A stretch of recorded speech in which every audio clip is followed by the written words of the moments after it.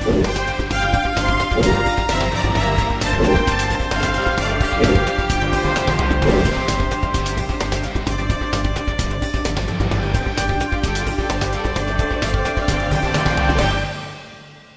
know what, Kev?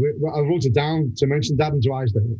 If the referee that if it's going to, allegedly headbutted, he's probably going to get charged today. Yeah, Communication. And we started making T-shirts called the Drysdale Effect. And what it was, and there's loads of people in our game who just love the FA. Whatever they think the FA want you to do, it's like Animal Farm. I always say that book by George Orwell. Yeah. Some referees are equal and some more equal than others. There's all this sort of like, I don't want to upset the FA. No matter how I feel, I don't want to slag off the FA because I want to get promoted. I want to go for them. Well, the Drysdale Effect, how I framed it is, there's been many, many incidences in history where a negative situation has had a positive outcome. You can go right back to more dramatic ones from, the suffragettes, when it was Amelia Earhart threw herself under a horse. Emily Davison, under the King's horse. We've had the Canavan Square. We've had that nun recently in where was it? When he stood up to the police last weekend. Yeah. Now there's all these negative things that had a positive outcome. I've never seen anything where players have reacted supporting referees. But what happened with Darren Drysdale? How many people were saying, you know what, they don't have to get a lot of shit, fair play. And it was more players and pundits that come out and said, yeah, fair play, Darren Drysdale, than referees. Well, do you know what? That's really interesting because it was fans as well. Yeah. The same fans that will spend hours on social media slagging referees off were going, yeah, good for him. Okay. Most football fans I know went, because I got umpteen WhatsApp messages and texts going, have you seen this? It's like, no, but I think I'm about to. Mm-hmm. And the response from all is like, well, I mean, first of all, it's brilliant. I mean, it's like one of those things at school where a teacher suddenly turns, like and everyone's, well, you're scared, but you kind of go, this is brilliant. So it was, your first reaction is, this is brilliant. Your second reaction is, yeah, good for him. And I think it was fantastic. The player's response, the player that it happened to, I thought his response was brilliant. He went, yeah, mate, I deserved it. And they shook out. And that, Frank, for me, and I think for most football fans, that should have been the end of it. I genuinely think that should have been the end of it. But like you say, he will be sanctioned. He will probably be banned. And I don't think anybody in the game wants that, because he knows he knew immediately he'd done the wrong thing. He probably knew immediately that he won't have to buy a drink again for years in the referee's pub if there is a referee's pub somewhere. There used to be a pub in Croydon called the Ref and Whistle, but he shouldn't be. I don't think he should be sanctioned for that. I mean, you shouldn't encourage it. No. I imagine for the 5 minutes after that, I bet he had the easiest 5 minutes refereeing a game he's had in his career. I just think it's interesting because if you look at the way, fans react to decisions and react to incidents in games in such a negative way, and they want to see action taken against referees, and then they back the referee on this particular point, and actually the referee ends up getting disciplined and nothing happens the other way. Yeah. At the end of the day, I don't know where you would stand on this, but I think it's the fans' game more than anything. And I think that the fans, not that they should have absolutely every right to dictate every change or anything that happens, but I think that we should listen to the moral feeling amongst fans as a majority and let that guide the way that we act. And I think that because ultimately we're not there to take away the enjoyment of the game. That's absolutely not the point. So we need to look at what they like and what they dislike. And I think that they've read the room incorrectly there, in my opinion. I think that's really interesting, though, because I would actually, as a fan, I would say it was the other way around. I would say that fans probably want to hear more from referees about what they think and feel. And it's of course, I get called romantic and old-fashioned because I say, it's a football club. It's a club. Right? Yeah. I think every stadium should be a listed building, as far as I'm concerned. You shouldn't be able to knock down stadiums. It belongs to us. I'm very passionate about football and its working class background. I love the fact that badges and kits and nicknames represent. I love the fact that when Steve Parish and the others took over Crystal Palace and they wanted a new badge, they were told in no uncertain terms by the fans that you can have whatever shape eagle you want, but it has to stand on a Crystal Palace because we're the Glaziers. That's where we come from. Yeah. I love that. But I'm considered old-fashioned when I say the game should belong to the fans, but of course it does. But the fact is that fans should be listened to by everybody in the game. They very rarely are, but they should be listened to about all sorts of things. I'd love to see a fans representative on every board of directors, for example. We should be listened to about football finance, about kick-off times, all sorts of things that we should be listened to that we're not listened to. But I think if you said to most football fans, do you know what? I didn't know that. I think if Lee Mason was allowed, and I understand why he's not, but if Mike Riley, for example, give it a couple of days, and Mike Riley then came on TV and said to fans, look, this is what happened in the Lee Mason situation. And he doesn't have to criticise him, but he can just unpack it for us and we'll go, oh, actually, fair enough, we didn't realise that. And if somebody said to us, if a referee, it's like, when I met and got to know Graham, it's like you can't shout at referees with the same vehemence as you do before because you understand it from their point of view. And I think most fans want to know the laws of the game. Most fans want to know why a decision. I mean, as I've said before, we love the 2 hours of injustice. Of course we do. We love the hard done by feeling. We love that. Clattenburg hates us. Craig Pawson's the new Mark Clattenburg. He's like, we can't win this game. That's Pawson's refereeing. Like, is it only Northern referees that? No, it's just a coincidence. The day, and sadly, the days are long gone when the programme would print the hometown of where the referee was from. But but we love that sense of injustice. Like I say, we're still going on about Dermot Gallagher now. We love that. But if you were to explain to us why that decision was made, and of course it was made in good faith, we'd all go, oh, fine, okay. And then the next time it happens, we'd all go, well, we remember that last time, that's why. And it's the same, the offside, VAR, it's the offside. I mean, the offside thing, it drives fans. Hurts referees so much. Well, of course. But you know what? I'm pleased to hear you say that, because what I think football fans need to know, they need to hear Martin Atkinson say that. They need to hear a referee go, because we understand the offside law is. I can't see why it can't be said. Why, if any part of the foot is in front of the defender, that's offside. I can't see why you can't do something like that. But at the moment, the offside rule drives us up the wall. But if we heard a referee say, "Mate, if you think it drives you up the wall, we don't want to disallow goals. We don't want to disallow goals because an elbow or a fingernail is offside, and we can see the lines and all that." It's like the ref. I don't think VAR has serviced referees very well, because if it's so different to people say, well, it works in cricket. That's because cricket stops every 15 seconds. Exactly. Yeah. And they're making decisions on if the ball's swinging or moving. And I think most football fans would accept, get rid of VAR and let refs make the decision. They'd happily do that. Mm-hmm. It's when the decision's being made. I don't know where it is, but most fans would say, well, can we have a look inside Stockley Park to see what goes on? And then you hear rumours that there's not enough referees, so someone's flying over from Australia just to be the VAR ref, and people go, well, that can't be right. And then the referee has to stand there, and of course it's terrible for the referee. But we need to hear, we need to hear referees tell us that, because otherwise the perception is, that ref can't wait to disallow that goal.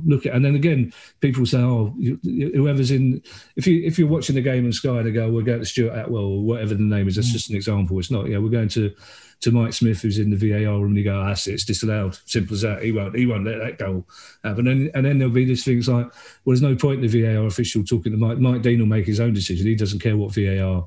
Well, that's it. Without the kind of information on a plate to everyone, being able to hear what's going on and why decisions are made, people are filling in those gaps with their own rumours and politics. Like, these two referees, they hate each other, so he's definitely going to overturn what the fella in the middle saying. That was the first. I mean, football fans will do that all the time. If you're coming up to transfer deadline day and the club hasn't told you anything, somebody will say, I saw that player from Bayern Munich in the boots in Croydon buying shampoo. He must be moving to Paris. It's like, but that was the first conspiracy theory about VAR. It's like, oh yeah, Mike Dean doesn't get on well with Martin Atkinson. So Bayern Munich's a bit lofty, isn't it, Kevin? Well, fair point, well made. And in the old days, before I'd known any referees, I'd be furious with that. I'd be really slagging you off now. But I would take that on the chin. But again, because that's the way football mind works. But because nobody says to us, look, we mix up the VAR officials, it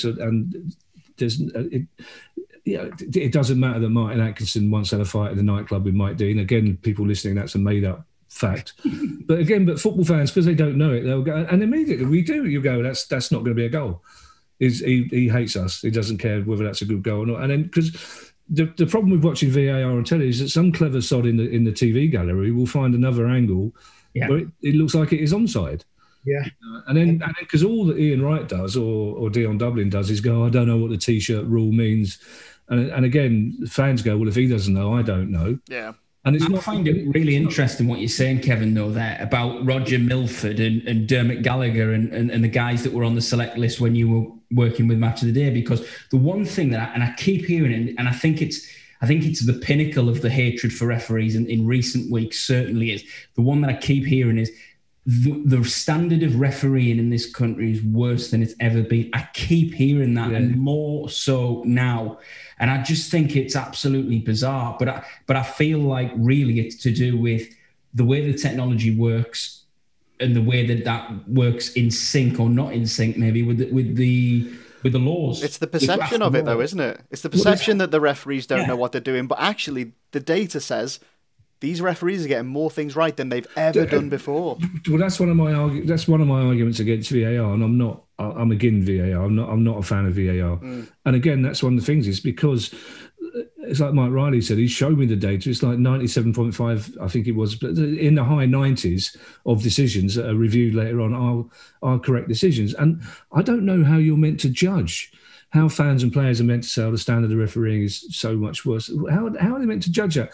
I was watching the other day off the back of Ian St John, God rest his soul. Somebody sent me the St Egregious thing of a match I was at, the Kelvin Moore, the 5 referees Palace Brighton game, 5 penalties. Oh, 5 refs, that'd be a good idea. The 5 penalties game where Palace managed to miss 3 of them, but we still won. And you can't see. There's no camera. There's only one camera, so you can't tell whether they're bad decisions or not. But there are Palace fans go, oh, those are the days where you got 5 penalties a game. But how do you judge that refereeing is now worse? And it's the same. Football was shocking. I'm not nostalgic in general, but of course I'm nostalgic. All football fans are nostalgic. It comes with the territory. Yeah. I don't want to go back to football in the 70s. The pitches were shit. The players were brutal. You took your life in your hands half the time going from town to town. The police were terrible. It's like I've got no longing to look back at those times. And when people say, "Oh, look at the Chelsea Leeds FA Cup final replay, dirtiest game," I don't want to go back to that. Mm. But so how do you? And then people go, "Oh yeah, we'll see." But if I saw a thing, and it's David Elliott, they always say they never know who it is. I saw a thing where a referee would have sent every single player off in that game and half the crowd. And the ball boys, and so people go, well, so it's a good job we had a proper referee there who didn't send anyone off. It's like, no, the game was brutal. So I don't see it. This idea that referees are worse, they're not. They're fitter than they ever were for a start off. They're as fit as the players. They've got to be. And it's a very interesting. Well, that's another one as well. That these people are saying that these look at them fat referees can't get around the pitch. Yeah. These guys are tested so regularly. If they weren't at the standard, they'd be out. They wouldn't be on that field. And Kev, they all wear heart rate monitors. That all get They're like RoboCop. Some of the gear they've got on now, referees. Yeah. And VAR. I'm not going to speak for professional referees, but I think Mike Varley, all the stick he gets, I think the team he's created, he's done a cracker job. I think what's happened is VAR is a bit like, as an ex-builder, you've got the clients over your shoulder all the time saying, oh, you're doing that right here. Yeah. I think VAR's like that for referees now, where they think, oh my God, everything's going to go looked at. And that added pressure, and that snapshot of thinking, I'm going to call it. I think that's one of the problems. Well, I think it does, because there's an element of authority. Referees have to have authority. Umpires have to have authority in whatever sport. There's got to be an element of authority. And how you portray that when you've got a lot of people shout. I don't know, and I don't know whether that's part of your training or whether that's something that you have innately. But I just feel so sorry for refs. That walk from the centre circle to the TV screen, it must be awful, because initially the perception was, right, he's going to have to overturn that. The first 10, 12 weeks of the VAR, if he's been called to the screen, he's going to have to overturn that. But see, again, we don't know how it works. We don't know whether he's called to the screen. And again, I don't think any pundit knows. I don't think any commentator knows what the process is and what he's being told in his ear. And it's like, well, has there been a clear and obvious error? I don't know if that's a law or something that the broadcasters have made up. You know, what's he being told by the referee? And then Martin Tyler will say, well, the referee's not as senior as him, so he might not overturn this, or the referee's more senior than him. To be clear, Kevin, though, on the gantry, when they're commentating on the game, they can hear the conversation between the referee and... I didn't know that. That's interesting. The VAR. That's interesting. It's very easy to put to the broadcaster, but I think if there's nothing dodgy going on, then just... When you're walking over, like you said, Kev, when they're walking over to that screen, it's a bit like a chef in the kitchen, and the maitre d's coming back with a plate, and you're not that steak's shite. And I think it's that sort of journey I feel for, and then what's going on as they're walking over, and I just can't. All the head comms are all accessible to me. The only people that was not benefit from those conversations in open play are the players, because you'll realise how much they talk to players. I've been privy to the conversations of headsets and what players say to referees. Because when's the last time you've seen someone sent off on the video prints, Premier League, foul and abusive language? Yeah. It just doesn't happen. Yeah. And I think because they've got to take a bit of ownership, because it's entertainment at that level, where when they see someone shouting at a referee, giving it loads, they sort of think, well, I'm not going to send Wayne Rooney off in his third game. Yeah. The concept of that, which we got a feel for, rightly or wrongly, that's the position they're in. And I know a lot of them who's come through to that level, good people, really good football people. But the arena they're in now is so artificial to what we see and what we experience as... Of course. It's so hard. The other thing that drives me mad as well, and Wenger was the arch exponent of this, when a player will get sent off, and you can watch it on telly, you'll see the replays, and you go, it's a clear two-footed lunge, absolutely straight red, and Wenger will say, he's not that sort of player. So now referees not only they've got to be psychologists now, because it's like that people joke about Paul Scholes. Paul Scholes was a thug on the pitch, right? And they still joke. They still say, "Oh, he got there as soon as he could. He was just robust." He wasn't. He was a thug. And it's like there's no when people. I hate that when people say he's not that sort of player. He's just put a player out for 6 months. I don't care if he's that sort of player or not. Not that sort of player. He clearly is, because there's evidence of it right there. And so what can you imagine what would happen if the referee had a chat with him and gave him a yellow, and then afterwards said, well, he's not that sort of player normally. So, you told me that I shouldn't send that. Ian Wright will be the first one to go, oh, he's not that sort of player. Or, that was a striker's challenge. How many times do you hear that go, that was a striker's challenge? He's put that defender in the mythical row Z. What is the referee supposed to do there? Yeah. And again, it comes back to that consistency, common sense. It's like you can't just send off the rough line. We had a player called Kevin Muscat at Palace, Australian right back. We hated it, but every single Palace fan hated him because he went way. We don't like Mick Dennis. We had, he was rough. You go fine, but Kevin Muscat went over the line outside. It's like you might as well say to a ref, mate, send him off now, because he will hurt somebody. Send him off now, because he is that sort of player. Right? Because if you're going to say someone's not that sort of player, you might as well let a referee go, he's definitely that sort of player. He's what he doesn't normally swear, but he has sworn at me this time, so I won't send him. Well, you can't do that. It's and managers shouldn't be able to say it. And but again, it suits the narrative of all the broadcasters. And whatever you think, and I love the BBC. I know a lot of people at Sky. I know a lot of people at BBC. These are all brilliant broadcasters, and the way they show football has changed completely. And there's no doubt about it, that watching football is much more interesting than it used to be. But at the same time, the narrative suits their narrative to have villains and to constantly be going on about bad decisions when they could close it down, as you say, by just having a referee say, actually, no, that's the right decision. But why would they do that? Because they're going to get 5 minutes of chat. I think it's a funny thing, though, Kevin. We referenced what Neil Warnock said at the weekend earlier on. And actually, what he said was, ironically said, I'm going to have to be careful what I say now because I'm going to get fined. And then he launched into a tirade of abuse about the referee anyway. It just seems to me as if nobody is actually fining or doing whatever they need to do to managers anymore.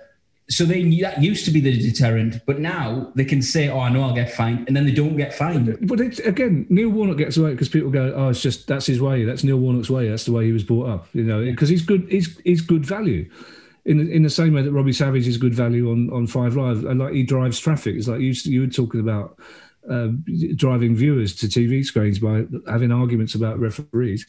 He's Neil Warnock's good value, but fans aren't fooled by that anymore. In the same way that. I remember Palace losing to Southampton on Boxing Day, and we were shot for some reason. We played a diamond. We never played a diamond before, and we lost 3-0, and we were awful. And Warnock's on afterwards saying, "Oh, we would have won but for this. We would have won but for that." It's like, no, we wouldn't. We were shit. We were terrible, and the reason we were terrible was you. So we're increasingly not fooled by managers blaming everybody else. So we're also not fooled. That's the one good thing about. The scrutiny on referees is that fans can actually say, well, do you know what? I don't think you should be blaming the ref for that because I watched that game and I didn't think we lost because the ref was poor. I think we lost, Roy, because we didn't cross our own half against the team that's below us in the table. But again, it's fascinating, Kevin. I find it completely fascinating, your perspective, being a complete opposite to mine, because I feel like from what Neil Warnock said at the weekend, I find a lot of people, certainly in the space that I occupy, saying, yeah, we agree with Warnock, he's a disgrace. And that's the way I've seen it and the way I've read it this weekend. Right. And I feel attacked. I don't feel attacked on behalf of him, but I feel like as a referees, generally we are attacked. And that's why what we've talked about is next month, end of this month, beginning of next month, when we go back to refereeing grassroots football, we're concerned about our safety. And there's no doubt about that because of what's gone on. Well, I bet as well, because what you're going to have when football comes back is a lot of players full of adrenaline because they haven't played football for a while. They're going to be full of adrenaline and it's just an enthusiasm and eagerness. But the thing with referees feeling attacked is because as well, there's never positive praise. There's never it's all stick and no carrot, because the most a referee will get is a grudging afterwards. A commentator will say, we didn't hear much from the referee in that game. It's a good, if you don't know the ref's name, the ref's had a good game. Nobody or very rarely, a pundit or a player might go, that's a good decision for the ref. And normally it's a round advantage that they'll say, I remember Mike Dean, we scored against Fulham last time they were up in the Premier League. We played in the first game of the season and Mike Dean played an advantage that we scored from. And you could see him, he did a little fist pump, right? And which is, it shouldn't be allowed. It's like Pardew dancing. The referee shouldn't be allowed to celebrate. But in that evening, the pundits go, well, that's a good advantage play. But that's the most praise a referee will ever get. Nobody ever says, tell you what, didn't that ref have a good game? Let's analyse what the ref did here. Those pundits don't know what to look for, though. That's the thing. I was watching the Liverpool-Fulham match the other day, and the assistant flagged for offside, and it broke to a Fulham player, and they come away. The referee goes, go on, we'll do an advantage. Fulham got all the way down the other end of the pitch, ended up having a decent shot. But there was no recognition of that, except from probably myself and a handful of other referees going, that was a really good advantage there. Well, again, that's where I do feel... You will cut out all these things. All these times I said I feel sorry for officials. You'll take those bits. No, we'll get a tally. We'll get a tally, obviously. Running out of space. But it's the offside. I mean, that's the thing as well. It drives fans up the wall. All right, they're not flagging immediately. But it's not the assistant ref's fault. They're doing what they're instructed to do. Yep. And again, we can't make that distinction between IFAB or whoever it is that are making the laws and the poor officials that are having to implement them.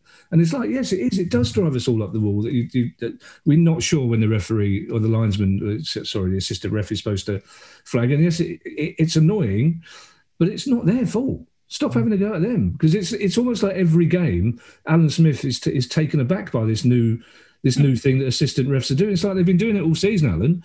And he will say, why hasn't he not flagged straight away? It's like, well, why he hasn't. Well, the fans think that the referees actually make the rules. So it's like, we all get together and sit in a dark room and go, do you know what'll be a laugh? Let's fuck about with a handball. And the thing is, it's not. It's obviously up in FIFA, in IFAB, and they'll go, okay, so the game thinks that the handball is not right at the moment, so what's your best suggestion for it? And it goes obviously to all the countries. They've got all the delegations made up of ex-players, managers, coaches. There'll be some referees in there, but not many. But then that's the other thing with fans, where you can't win when they. I think it's about 6 games in the start of this season when they changed the handball because the game. Ward, I remember. So you'll probably feel that one particularly keenly. It was against Everton, wasn't it? Joel Ward. That's exactly the example I was going to give, where it wasn't by any criteria. It wasn't handball. It certainly wasn't deliberate. It's hands by a side. And then they, like the week after they changed the law, there were two incidents in whoever, I can't remember which game it was, that would have led us having penalties 2 weeks before. So after the Joel Ward incident, I'm like, they've got to change the law. This is ridiculous. Then 2 weeks later, when they've changed the law, why did they change the law? Because that's the thing as a fan. Because you kind of all you want is your team to win every game from now. As Eddie Izzard said, all I want is for Palace to win every game from now till the end of eternity. And if anything gets in the way of that, but you can't win with fans because fans will find a way of complaining. And you have to find a balance, and that's why it's interesting to hear you, Nathan, say that you think there should be more communication. The referee should listen to fans more, and I think fans should listen to refs. And somewhere along the line, we'll get that. But I suspect you talk about on your other podcast, obviously the money aspect of it, and I just think about how much money goes into not only the television at the moment when we're all at home, but when you go into the grounds in normal times and how much you pay for your season ticket at all levels. There has to be a balance. Yes, there has to be a place for laws and the way referees see it, because I think referees have a good moral compass and understand what's right and what's wrong in terms of justice within the game. But I think a lot of referees feel that it's going too far at points at the moment. But I also think that football fans spend incredible amounts of money traveling the country, and incredible amounts of money with a season ticket. Just the loyalty that goes into it. Obviously I'm a Newcastle fan, and being in the northeast of England, everywhere's a million miles away, in terms of following your club. So I get it. And I think that, it's very, very difficult for everybody to have a consensus where referees and everybody are all happy. But one thing I will say is I know it hurts referees to see fans so unhappy with the way that the game is, because it's their game and they love it and they fell in love with it for a reason. Well, I think that would help as well. Finding out that Graham Poll was a QPR fan, right? but that helped as far as I'm concerned, because every now and again Martin Tyler might say that a referee supports a non-league team or whatever. It's like, I don't care. I'd rather find out that they were a Man U fan or Liverpool. I'd like to find out that a referee used to go to away games on a Tuesday night. I used to follow Portsmouth. If you said to me this referee he's a Portsmouth fan, he used to go to away games, he went to Tranmere on a Tuesday night, I'd go, all right, fine. I'll tell you, Michael Oliver follows Newcastle away regularly. Well, that's great. I'm assuming. I don't know what the rules are around. I assume he doesn't referee Newcastle games in, obviously. Or Sunderland. Well, of course, I hadn't thought of that. Although he can't actually referee Sunderland as a FIFA referee at the minute. Oh, he's on. Nathan's on fire today, isn't he? Really? But I can't think of any football fan who'd be bothered by learning that a referee loves football, because we all assume that they've got into refereeing because they weren't good enough to be players, probably. I'm sorry if that's an insult, but no, I think it's majority true. And I think Gary Neville said, what did he say? He said he was a failed winger, a failed centre half, and he became a full back. I think a lot of referees are failed players. Some have done all right; they've been academy players and then just not made that next step. But what's your view? And then obviously you get asked this all the time. And interestingly, since referees went professional, this hasn't come up as much. But what's your view then on this idea that ex-players? So I think John Moss played for Southport. It's the closest we got, I think. But so what's your view then? Every now and again, a pundit will come up with, well, the only way you'll get a decent ref is you have to fast track an ex. Well, no, that's the thing. I've got no problem with them coming in as an ex-player. Sam Allison's the first black referee to be in the AFL since Uriah Rennie, and it's been 12 years. And he's an ex-player who he played at like National League level, and he's gone all the way to the bottom and come all the way to the top. And that's the way it should be. There should be no fast tracking. Right. But if they are prepared to go to the bottom and come to the top, then of course welcome them with open arms, the same as everybody else. It's a complete different skill set. Like, just because you can nutmeg a right back and you can sprint faster than most people on the pitch, it doesn't mean you can spot a foul from 10 to 15 yards away. And as we've all discussed, players rarely start off on a foundation of knowledge, knowing the laws of the game. So that's something they would play first, get an understanding for the game, and then have to then develop this skill set and knowledge that every other referee has done anyway. So it would give a different perspective probably on the field of play as they progress through the levels, but ultimately, would it make them a better referee? I don't think so. Well, also, I'm guessing that if a player retires now at the age of 35, and it takes, how long would it take for him to become? Around 15 years. So by the time he gets to referee in the Premier League, the game is 15 years quicker. Yep. To start off, because that's he's 15 years older, and he's 50, because that's the big difference as well. When players now and pundits talk about refereeing in the 70s and 80s, the speed of the game now is astonishing. That's why people say, I always shut down arguments when people say the 1966 England team, best team we've ever had, how would they get on against the current England team? They'd lose 25-0. Mm-hmm. It's as simple as that, because of the fitness levels and the strength. And that's the other thing that people don't give referees credit for. They're not, like you say, they're not little fat blokes with perms anymore. They're professional athletes in their own right. And again, if people knew, there was 3-4 years ago, Sky did a thing and they kind of threw it away on a Sunday. I think it was Carragher and Neville. And that was so good, that, Kevin, because what it actually did was allowed a lot of people to understand how difficult it is by seeing people that they respected and liked, unlike referees, do that job. But that should be compulsory. When you buy a season ticket for any club, you should be made to watch that, because the thing as well, because I like the offside instinct. I'm not a fan of rugby.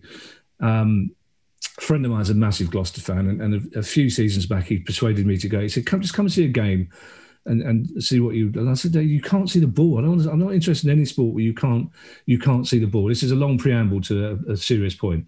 So I went with him to Gloucester, and it was great. We had a really good day. We had to stand on a shed for 2 hours because apparently that's the only way to get your spot.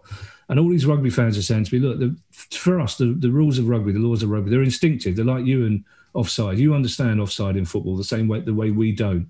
But we understand the rules of rugby." And within a minute, the referee had blown his whistle. I went, "What's that for?" They went, "No idea. I haven't got a clue." One of them went binding. I don't know. I said, "Well, it's not a scrum." So it wasn't binding. But it's the same with watching that documentary. It's the same with, I'll watch a game on telly, and 7 times out of 10, maybe more, I will say that's offside.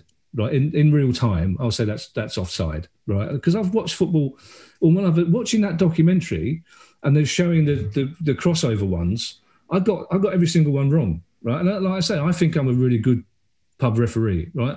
But I got them all. And when you're watching them in real time, the speed of what the assistant refs have to do to cross everything, every fan should be made to watch that, because, and to Carragher and Neville's credit, they both went, I didn't realise. And they criticise referees the least, and I believe firmly it's because of that experience that they had. Jamie Carragher is always. I like Jamie Carragher. Gary Neville. It pains me to say that he's a really good pundit and a genuinely nice bloke. Which is he did League of Their Own. He was a guest on League of Their Own, and which is filmed in Elstree, which is, you have to walk along Boreham Wood. It's quite a rough area, basically. And Gary, he wouldn't have a car, so I'll get, because he's very into the environment and ecology. And he said, "I'll get a train down and I'll walk to the studio." And fine, if you insist. But he said afterwards, I'll walk. I want to walk back to the station and get a train. I went, "Mate, you can't. Please, for the love of God, don't. You can't walk down Boreham Wood High Street this time of night." He went, "Well," I said, "You're Gary Neville." He went, "It'll be fine." And he set 5 minutes. He set off forward. 5 minutes later, he came back and said, "Can I get a cab?" just in 200 yards. But he's a really. I think he's the best. And I think it's interesting that you say that, Nathan, that you think that him and Jamie Carragher are the ones that give referees more slack, if you like. And I do, because of that experience. Well, it must be because of that. It must be because of that. And also watching the fitness trainers as well. It's like, I've never been fit anyway. Even when I was playing Sunday football, I was never fit. That's why I was a right back. But it's like watching the fitness level. It's like fans need to know this. fans need to know that. This is why I say this level of communication needs to go to. But I worry, because I suspect that in 20 years' time, when you're still doing this pod, or people like you are doing this pod, you'll still be having the same conversations. There'll still be the same conversations about lack of communication, lack of respect, lack of authority, because I can't really see any way around it, really, other than sort of making sure that referees are protected and looked after when they are. I reckon, well, maybe in 20 years' time, we won't even have officials, because the way that technology is moving, there's automated offside decisions. Don't say that even in jest, because that's my big fear about VAR. My big fear about VAR is essentially because the game at the moment is all about making sure the top six stay the top six, as far as I'm concerned, and it's always about decisions. We spend more time, the Lee Mason thing notwithstanding, a decision that goes against Man United will get more airtime than the decision that goes against Palace or Newcastle. Right, it's the nature of the beast. And essentially, there will come a decision like a goal will be scored from a corner that clearly wasn't a corner, or it'll be scored from a throw-in that definitely wasn't a throw-in. And somebody will say, well, look, this makes no sense. So we're doing VAR for offsides, and why aren't we doing it for corners and throw-ins? And somebody will say, all right, then we'll do it for corners, but no more. And my fear is that in 10 years' time, it will be NFL, it will be American football. Yeah. And that every decision is subject to VAR. And then that's my dad's favourite quote, the game's gone. It's like my dad's been saying that since Peter Bonetti wore gloves. Football's never been the same as for my dad since Peter Bonetti started wearing gloves. And that's my fear, that every decision will be referred to an automated thing. That the technology will be so good that it can tell you an offside if and then somebody will develop technology that can tell whether there was contact or not. And then there's some kind of AI thing that tells you whether it's deliberate contact. That's again, and then because that's another thing that fans don't understand. This idea of does contact have to be deliberate? Where does the ball have to be? When somebody, that's another thing. It's like Chris Kamara will always go, well, there probably is a penalty, probably is a foul in the box, but the ball's 5 yards away, so it's not a penalty. And you kind of go, it must be. But because Chris Kamara says it with such certainty, you think, well, maybe he's right. Maybe the ball does have to be within a yard of the player's foot before it's a penalty. Or maybe you can punch somebody if the ball's out of play and it's not a red card, because then we don't know. But if it's all totally automated, because the fact is as well, to come right back to the start, referees being human is part of the fun. It genuinely is part of the fun, and you don't want it to be part of the entertainment, but it is part of the entertainment. But as long as it's like when they fall over, how are you going to laugh at a machine falling over? How even there is nothing funnier to any football fan than a male footballer getting the ball in the nuts. Is just the funniest thing. Right? They're doubled up. That's just, and then a pundit will say, well, in my day, they just used to say count them and whatever it is. But a referee falling over, oh my word, there's nothing funnier for anybody in football than a referee falling over. He could be lying on his back with his leg bent at a 45-degree angle. The whole everyone's going, way! It unites the whole crowd. But it's like, it's nice when a referee acknowledges that and gives a little bow and gives, it's fun because referees are part of the, like it or not, and of course it's frustrating, referees are part of the entertainment. They are. And like I say, as long as most football fans retain the knowledge that they're pantomime villains only, then I think we're kind of all right within a sort of parameter of 10% either way. It's when it goes that other way, and again, social media doesn't help. And of course, it must be so frustrating for any ref at any level not to be able to get on Twitter and just call somebody a twat and say, "You mate, you don't understand the laws that go," but you can't. So I'm increasingly wondering why you decided to be referees in the first place. What were you thinking? You were just for attention seeking. Really? The stand-up comedian accusing people of attention seeking. It's terrible, isn't it? One of the things there's a couple you touched on I've been writing down. Just for your info, on the Borough with Warnocks, the last time we had to go, we had to go with that lad, kicked him in the head. Remember was that Blackburn player? Yeah. The high kick, yeah. So he was giving him loads. He was just 18, that player. Really? So a couple of weeks earlier, it could have been a child safeguarding issue. These players, so I give him loads on Twitter, on the Twitter account. And they wrote to me, Middlesbrough Football Club wrote to me, and said, "This is the first time I'm broadcasting this. The boys know what went on." Complaining about me saying what did I mean by saying their manager wants to be the centre of attention? I couldn't believe it.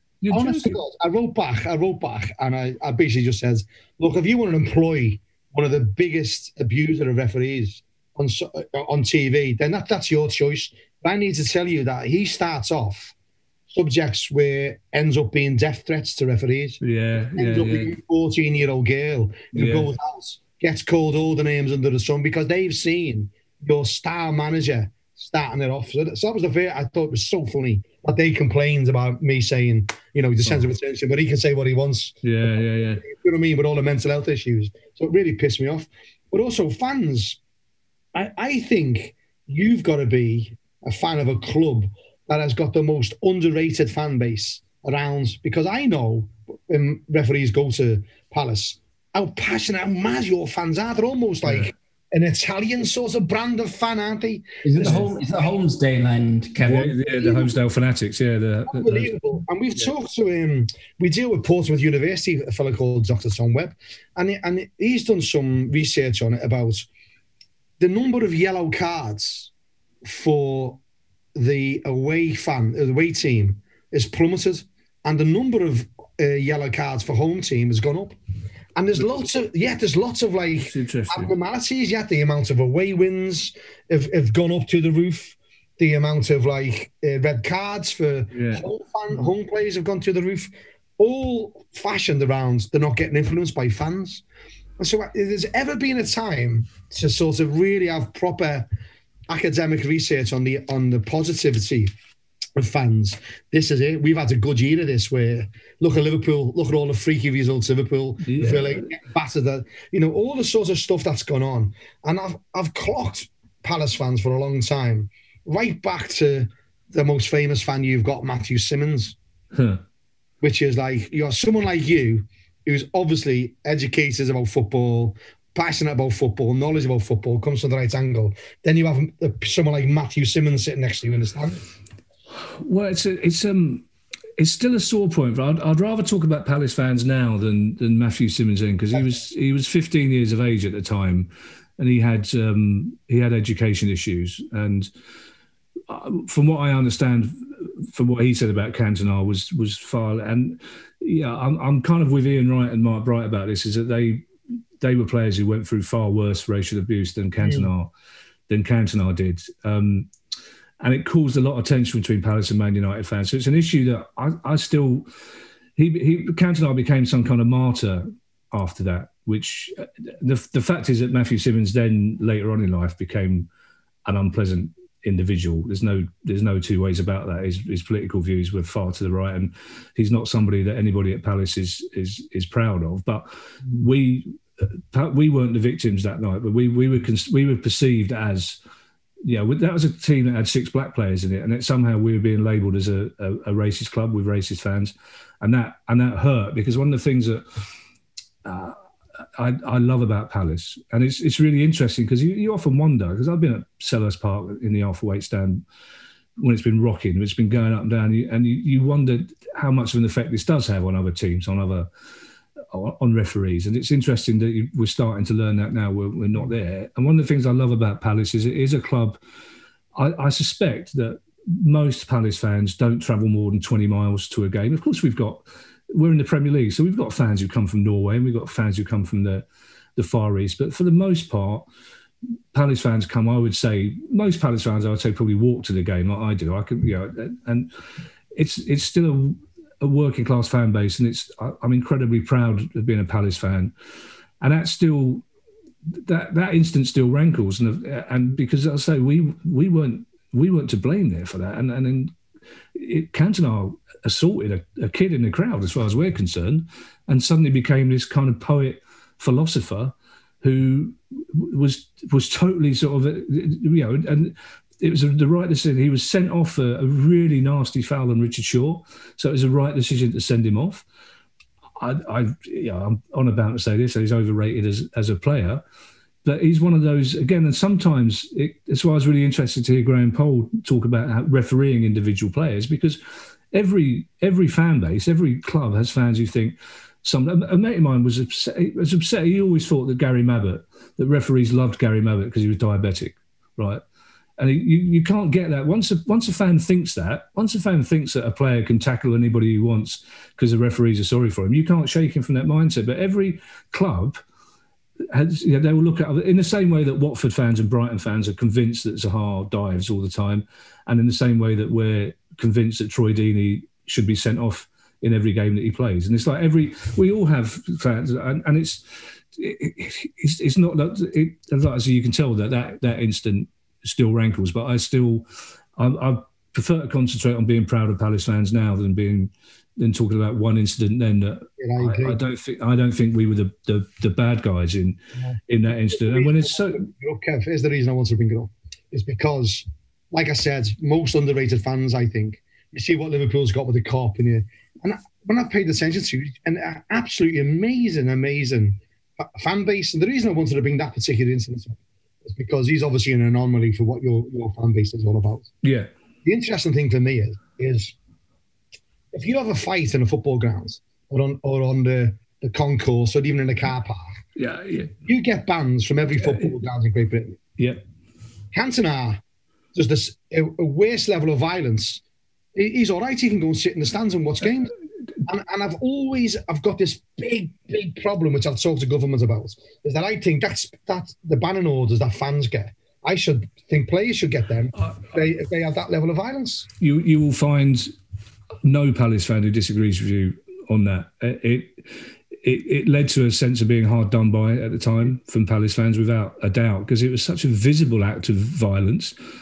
A reprehensible act of violence. Matthew Simmons, whatever he became, was 15 years of age at the time, was sitting at the family stand, so which nobody mentions that afterwards. And I think it's interesting that discussion is had less. I mean, when I was in the 80s and 90s, when I see it still annoys me. Like Ian St John, for example, they showed a montage of what football was like when Ian St John was playing. And one of them was Francis Lee squaring up to Norman Hunter and literally throwing 3 or 4 punches. It's like the Kevin Keegan, Billy Bremner before the Charity Shield game. They'll show that, and people will get all misty-eyed and go, "That's what football like." It shouldn't be like that, but it's less because players don't tend to behave like that. But if a player punches another player on a football pitch, of course he should be arrested. The sanction, it shouldn't be up to the referee to sanction that. If a player, and they will say, well, you don't know whether it's deliberate or not. It's just, and of course, with a foul, you'll still see players going over the ball, less so than you used to. But you can't prove intent there. But of course, if somebody throws a punch at somebody, the same law should apply to them as apply to football fans off the pitch. And again, this is where referees have got to make all sorts of decisions that shouldn't really be their decisions to make. In a sense, but it's really interesting because the thing about the influence of the crowd, because I never genuinely believed that we did influence refs that much, not a seller's part. I believe that at the Kop, so the Kops, as a football fan, every time I go to Liverpool, like growing up watching Liverpool in the 70s and 80s, and the hairs would rise on the back of your head. You see the European games in midweek, you think this is brilliant. But when you get older and you go to Liverpool games, and the Kop is fantastic at the start, but if Liverpool are not tuning up after 10 minutes, there's not a peep out of them. It's the same as West Ham. West Ham used to be my favourite. Upton Park was my favourite away ground. Only because it was probably literally. I much prefer going there as a broadcaster than as a fan. But it was a fantastic place to go to, Upton Park. And West Ham, I think, are really one of the teams that have benefited from playing in an empty stadium. So if you go and see West Ham at the new stadium, again, after 10 minutes, they really get on their backs. And I think they're really enjoying playing with no fans there. But it was the same at Upton Park. You had this seething mass of East End hatred who, after 10 minutes, would turn on their... That's why I always found odd, that myth, the thing about the Kop. And again... You think it's to do with the ownership, though? Because obviously you know about Simon Jordan in the past at Crystal Palace, but also about... the fact that there's a lot of unhappiness with West Ham United's owners, Cassidy United, there's a lot of problems with the owners. And that has led to, because Gary Neville keeps talking about it all the time. He keeps saying, well, when I was playing, I used to hate coming to St James's Park. It was place, and now the owners killed it. And it seems to be the same with, they stormed the pitch at West Ham in the new stadium, didn't they? Yeah, I think it's to do with it's to do with club owners. It's to do more, I think, with and this is off topic. It's not about referees. It's to do more with the Premier League, and it's to do more with the broadcasters, because we're constantly being told by broadcasters that the reason the Premier League is a global brand is because of the atmosphere in the grounds. That people abroad love watching Premier League games, but increasingly, the people of Liverpool or South London or East London or Newcastle can't afford to go to the grounds anymore. Because you can't. Newcastle is a working class town. Yeah. My part of London, you can't point to my part of London on a map, which is why I love Palace so much, because it gives me identity. I'm a very proud Londoner, but I'm a very proud Palace fan. When people say to me, "Oh, you're the Palace fan," I'm really, my heart beats with pride because people know I'm a Palace fan. It gives me a lot of identity. But this is not an area. This is not an economically rich area. No. Yeah. And if you've got a couple of kids, who can afford £1,800 for three season tickets? So increasingly, what happens is at Liverpool increased the capacity, and that's to get more corporate people in. It's to get more people in who are travelling from abroad, from Scandinavia, from the Far East, and they're not the people that have created the famous atmosphere are increasingly being priced out of the game. So the atmosphere becomes less and less. And then Sky complain about, Sky are the people that make Newcastle travel to Brighton at 5:30. Well, exactly. That's what I was just about to say. Newcastle have played on Monday, when crowds are allowed, Newcastle have played on Monday Night Football away from home, at least 200 miles away for the last 19 games in a row. That's shameful. There was a I can't remember, it must have been a couple of seasons back now, but there was a 5:30 kickoff. They played Brighton, 5:30 kickoff on the Saturday. So how the fuck are they supposed to get back to Newcastle? And the fact is that, there might be 100 of those Newcastle fans live in London. The vast majority of them travel from Newcastle back, and they've got to do that. And somebody say, well, they'll be staying in a hotel. I remember one of the pundits go, well, they'll be staying in a hotel. So no, they won't. They'll be driving up in a... Oh, no, they leave at 4 o'clock in the morning, 3 o'clock in the morning. They get back about the same time. It's a 24-hour thing for them. So increasingly, we're being priced out of it. But in a way, that might be to referees' advantage, because if in 20 years' time the only people who can afford football are people who are not that passionate about it or are not that volatile about it, it might be that referees get far less stick and abuse than they do from crowds now. At Old Trafford, they called it the prawn sandwich brigade, didn't they? They did. Where it came, and the funniest thing though, because what I hear a lot from referees at the minute who are at Premier League and Championship level in particular, are that it's harder for them to concentrate without the crowd on their back. The crowd actually keeps them alive because it keeps their focus, and they're not saying they react to the crowd, but when a roar goes up from the crowd, that keeps them switched on and goes, right, I need to stay switched on. So I think mellow crowds, even with crowds where it's more like cricket and it's more like chattering rather than, roars and things like that, I think would cause more problems for referees as well in terms of concentration. See, I find that really interesting, because to me that would be sort of counterintuitive, because I would have, well, until now, would imagine that a referee would enjoy the peace and quiet and be able to focus on the game. The Championship referee said to me at the end of last season, he said, Nathan, the only benefit for me to refereeing in front of no crowds is that I get home half an hour earlier. Wow, really? Yeah. And also, Kev, when I used to do the line at that level, and you get there three hours before Premier League, it's 4 hours, you go to a hotel and they get shipped in. Yeah. And just like you touched on, match day as a fan from me, born and bred in Anfield, under the lights, well, they're the referee starting the game. That's how close I live to Liverpool's grounds. It's when I smell onions, and then cigars, when a fellow would be smoking a cigar on it, all these little things would trigger my game. And then as a match official, going to the game and you're getting caught in traffic and you're seeing these people and they don't know you're the lino. Yeah. They're going to be giving you loads in a minute. All this sort of prepares you for the game. So why wouldn't it prepare a match official so that little bit of switched on ability kicks in 3 hours before, not like no one's there, no one's saying, all right, ref, we heard them last time, and all that banter with stewards is just gone. I love that idea of you sitting in the car giggling to yourself because they don't know that you're about to be giving us... At QPR, you had to walk, when you come out of the ground at QPR, you turn right, you had to walk down to your car park. Well, we all got given like EA Sports jackets and tigers. You can't hide from being a lino or a ref. That's funny. All that, even EA Sports, don't put it on the coat. But the thing about onions, it's like for all football fans. I really upset Gordon Ramsay. So I got to know. I did a couple of TV things with him, and he's generally a nice player. I did a couple of TV things with him, and then I did within the space of 3 weeks, I did 3 shows with him, and between the second and third, it was my wedding anniversary, and I told him somebody had treated us. It's my old agent at the time when things were going all right. She treated me and my wife to a table, a Gordon Ramsay restaurant. So the next time I saw him, he remembered. He said, "How did you get on? Did you?" I said, "Mate, it was brilliant. It was nice. It was beautiful." And I said, without even thinking, I said, "The trouble is, Gordon, it's all to do with content. Nothing you cook will ever taste nicer than a burger on a freezing cold day." Leaving Selhurst Park after Palace have won, right? And his face fell, and he went, and I went, "No disrespect, of course, but it's lovely, but it's just all about context. It's like, that bacon sandwich on your way to work in the morning is the nicest thing you'll ever taste." But that, because I've just looked at the time, and I know I said I had a long time, but I didn't realise. Flying. We talked about. Well, you said it'd be an hour, so we're back. We're very much into added time.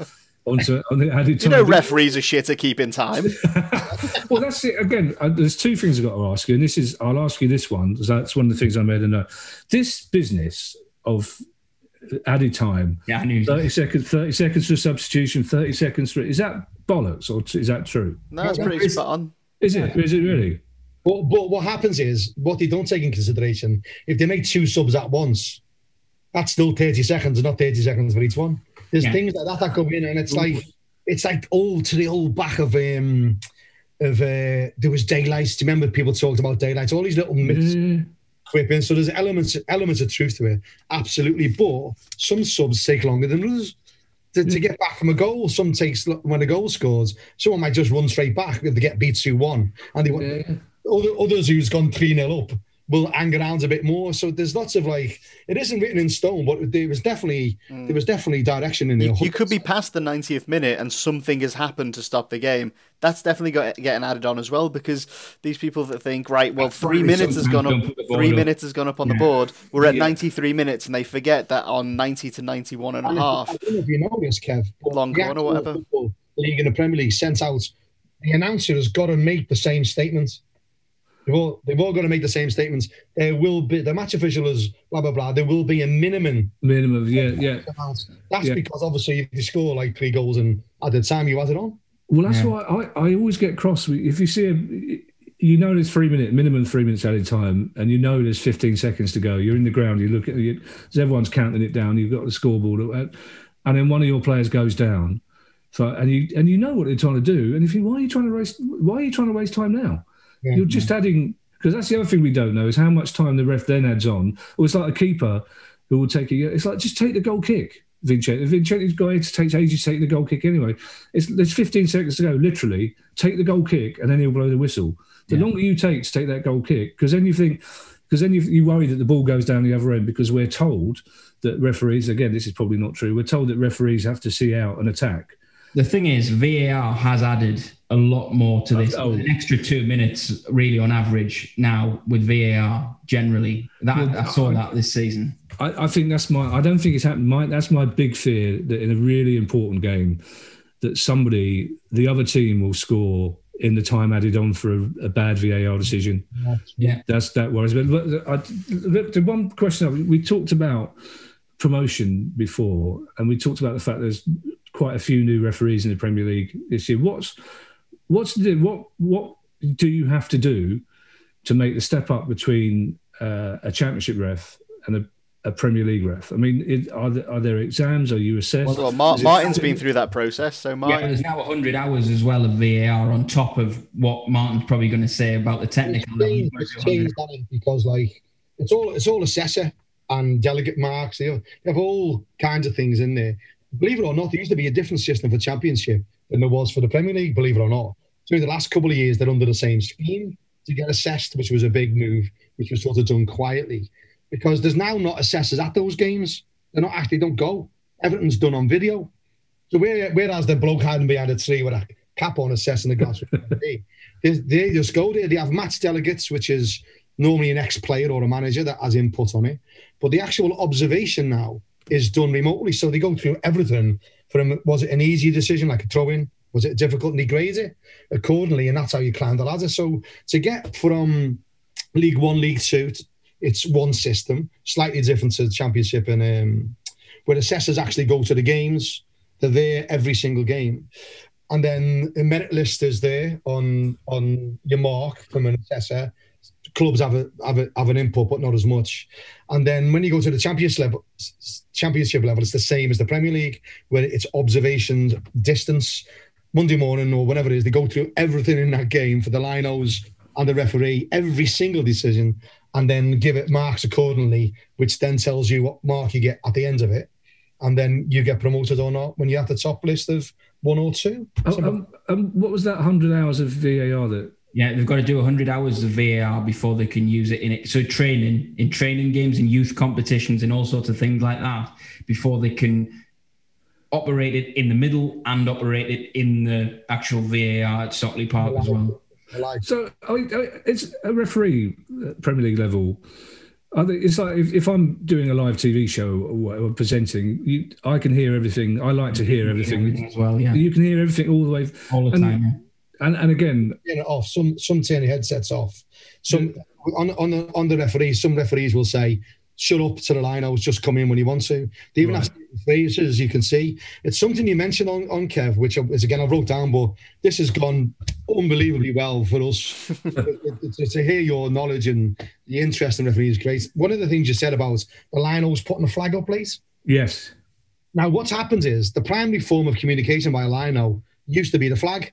Then it was a buzzer flag. They got buzzers on there where the referee's got it, and now they've got headsets. So there's almost 3 ways that they're going to communicate, probably 4 with body language. When you have that look on the face, oh fuck. There's the flag in the air, the buzzer flag, the body language, and the mic. So what happens is they'll be going, "I've got offside," or whatever they agree to say over the mics before they put the flag up. And sometimes what we have said on our blog is when they put that flag up late, historically they used to say put it up early to stop a player running through. He's offside. Put up early, that stops him going in one-on-one with the keeper. Might have a broken leg and then the liner goes. Yeah. So us, from our point of view here at this level, we think linos need to get that flag up early to stop a stupid tackle like that. Equally, what they normally say, Kev, is a quick flag's normally a wrong flag. They normally give yourself a bit of time. So there's this balance of getting it right. So the grassroots level, who haven't got head comms, buzzer flags, and all this stuff, like grassroots to what happens at a top game. And obviously, when you're using the comms, it means that you can communicate something to a referee. So you can say that I think that's a penalty, and you're not waving your flag in the air like that, which alerts the whole crowd and makes everybody think that the linesman thinks. Sorry, Martin. At the top level, then, because again, that's another debate that I've never been quite clear on. Is the assistant waving the flag to tell the referee that that's a Liverpool throw or a Man U throw? Or is the ref saying to the assistant, it's a Man U throw, and then the assistant points the flag so we know? I think there's a couple of things going on. There's a couple. They used to lead. They used to have little signs. There's a whole discussion on this, and that still happens at grassroots level, of course. So someone would point and say it's that way. For those listening on a podcast, I'm pointing across my chest. So they would lead it in, or some referees would say whatever way I walk. So if the ball went out, he'd walk one way without pointing. Wow. So there was these little subtle body languages, which at certain levels are still there, but at pro level, they just go over the mic, I've got a red ball. Then there's areas of credibility for the lino. If it's in their patrol on that up to the halfway line, they'll probably get first bite at it. But down the other ends, because the lino only goes to the halfway line, if it's on their side, the ref will have first bite on it, unless it's one that's played down a wing, gone out and gone in again. So there's different areas of credibility. I keep trying to say goodbye, but I keep coming up with questions. So would you be a fan then of if you're a top level referee in the Premier League or international football, would a referee prefer to have the same team of assistants all the time? Yes, and they often do. They're right. Yeah. You'll find that they are put together with the referee and the same 2 assistants, and that will be your team for the entire season, barring injuries or. Of the FIFA refs, because again, Kev, there's different levels of referee within the Premier League. There's referees who want to be FIFA referees, a climb of the ladder, like the Craig Pawson's just got on, and then you've got Bobby Mayley's brother, Andy Mayley, who's just got on. They're starting off on a FIFA run. Then you've got elite ones, the Martin Atkins of despair, the Clattenburgs, who are already there at the top. So you've actually got a pecking order, which changes how they referee, because FIFA want them to referee difference. The Mike Dean was not the Mike Dean when he was on FIFA. He hasn't just always been around, has he? He's changed because he's gone, I'm on FIFA anymore. I can put my personality on it. So you've got those politics of like what referees want and where their career is, which affects how they perform. All right. Well, I'm going to, because we're 2 hours in now, I'm going to ask the question, and I apologise to every referee listening to this because I know your eyebrows will go up in the air. But this is the one question that everybody said to me when I said to my mates, I'm doing a refs pod, and they all said, right, ask this question. Is it so in these days of referees being mic'd up all the time, are you told, if you make a decision, right, is somebody saying to you, you fucked that up? If somebody's saying to you, I've just seen the TV screen, you got that wrong, it was handball.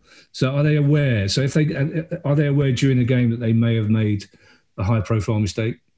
Yes, they are, because there was an incident where John Moss, where he went to his assistant and everybody heard him say, is there anything from TV? And this was before VAR. Really? Before VAR. And it wasn't really to do with, have you seen it back on the telly and know what's happened? It's, have the TV cameras reacted to it? Because if the TV cameras have reacted to a situation, then it usually meant previously that there was a problem. And that's why they know where the cameras... It's like when they're coming off at the end of the game. If the camera's pointed squarely at the referee, he knows he's dropped a bollock before he comes into the dressing room. Interesting. But the other side of that is, you touched on something there, Nate, which is shenanigans, really. The referee doesn't need to go over and talk to his line-out because they've all got frigging headsets on. Yeah. What that does, this is for another level of communication. He's probably gone over there because the crowd's going, you need someone, where's your line-out? So they haven't clicked on that, they're all mic'd up. So there's elements of like, if that goes on. But some referees will say, there's another, Graham Poll, for instance, I'd love, if you can get him to come on here, put us in touch with him, I'd love to have him on. I will do, yeah, of course. If you could, that'd be great. Now, Graham Poll, I think they were they headsetted up when he did that Croatia 3 yellow cards? I'm not sure. I don't think they were. My only memory of that is that when Graham, to his credit, talked very openly about how he knew he didn't sleep for 3 or 4 nights. But to his credit, because people would still come up to him in the pub and say, you're the one who showed 3 yellow cards. And he'd say, no, I didn't. I showed 1 yellow card 3 times. Which is fair enough. But again, brings it right back to where we started, is that he like I said, he was mortified. He still was mortified by that mistake, God love him. So you were saying, sorry, I interrupted you there. I've been sent out, when we're on, we send each other messages what to talk and how to come in. And one of the things that I put in here then was Graham. Now, yeah, it doesn't look like he's going to hit. He did have communications on that game. He did. So then that tells you that Graham might have been one of those referees that says, leave it to me, I control it. Some referees are like that. Some of them, say, don't come in on free kicks. Some of them have their own little idiosyncrasies. So it'll be interesting to see what was said there, because all 4 of them got done for it. So if they were heads up, what was that? That was the mess. And of course, the normal thing, isn't it, Martin, that the 4th official will handle all the admin of the cards. He'll write it down when a referee books a player. The 4th official will write it down. Yeah, not the linos. And I think from his point of view, I always loved it. He was probably one of the last referees, him and Jeff Winter, of that area, who had personalities, who had real personalities. And I think they're lost to the game a bit now, because they all sort of want to be, in my opinion, I think it's David Ellie driven. They all want this, grey, like Billy Connolly would say, this beige, no accents. Look at Clattenburg. Anyone knew he had a strong Geordie accent until he packed in. It's a very good point. If Graham does agree to come on this pod, don't mention Jeff Winter. Okay. Apparently in Jeff Winter's after dinner speech, he used to begin by walking up with a white stick and dark sunglasses and say that was his impression of Graham Poll. Oh, really? Yeah, from what I can gather, there's no love lost between the two of them. Well, Jeff Winter's a man who in his book thought it was the last day of the Cop. He thought the whole of the Liverpool Cop end was standing cheering for him, applauding him because it was his last day of his refereeing career. That's a level of arrogance that a stand-up comedian would recognise. Basically. I'm sorry. I apologise. I do have to go. I'm really sorry about this. No, this has been brilliant. Yeah, no, we'll wrap it up there. Thanks very much, Kev. This has obviously gone on a lot longer than any of us have anticipated. It doesn't feel like it's been this long, which is always a sign of it's gone really well. So thanks for coming on to the podcast. Thank you everyone as well for watching and listening, and we'll see you on the next episode.